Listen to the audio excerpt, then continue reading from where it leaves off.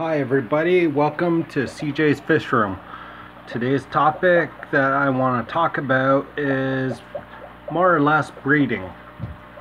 And the subject that I'm going to be talking about breeding are these little fellas that you can see in my tank. This is actually the species I'm going to be talking about breeding. These are corydoras. They're known as the helmet leather skin catfish or something like that. They come from Brazil. They're usually in the Amazon, usually live in streams and swim, and they usually only breed after a rainfall.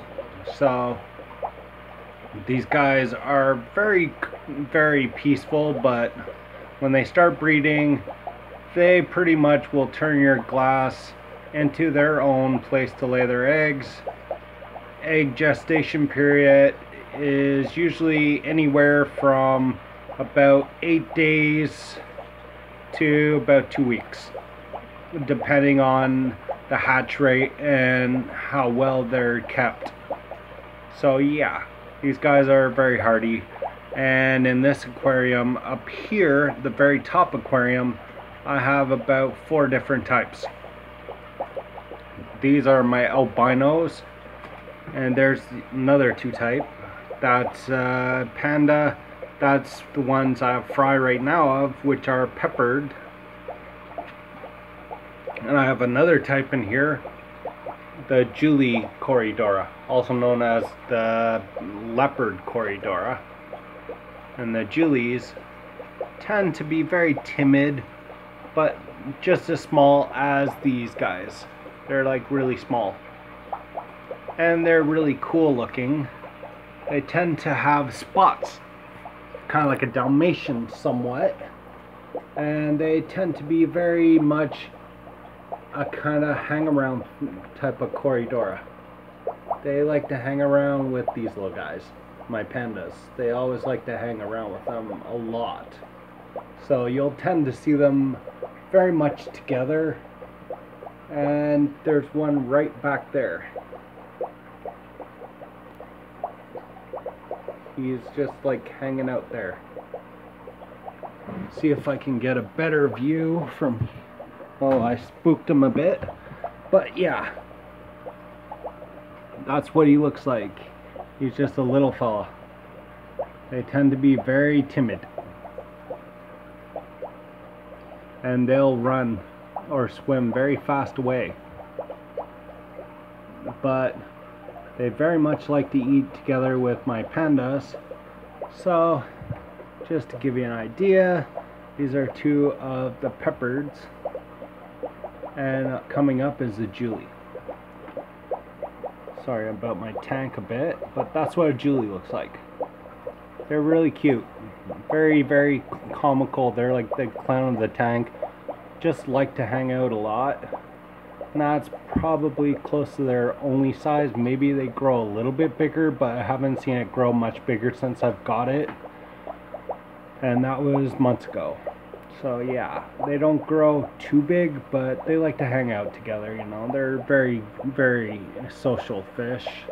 They don't bother any of the other fish like guppies, swordtails, mollies.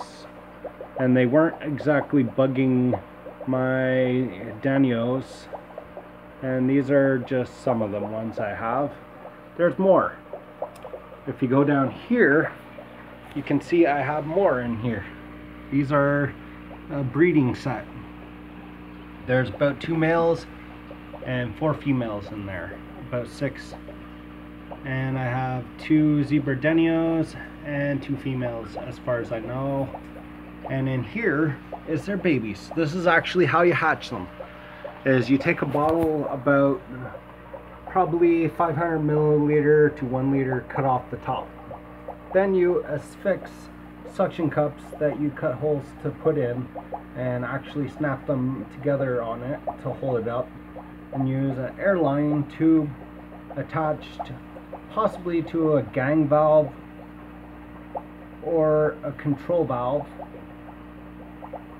and you run it into the bottle, so it creates the top to be actually not still water, but it causes it to actually bubble a fair bit, making it so it actually has like agitation at the surface, so it's not like still. And that actually creates a feeling that it's actually very good for them. You tend to want to have it low when they hatch because you don't want to disturb it too much, but when they're starting out as babies you tend to want to kind of up it a little. But this is after they've hatched. I bet you'll notice if I do this a little that they're actually in there and they're swimming a fair bit, and this is just a little bit of them. You can see them just swimming along with it. That's actually corydora fry that are swimming there. I have a bunch that hatched, and they're actually not that big, but to hatch them you have to actually use your finger delicately on the glass and remove their eggs delicately, and you have to roll your fingers kind of like this into the water and roll the eggs off your finger into the container here known as the hatchery.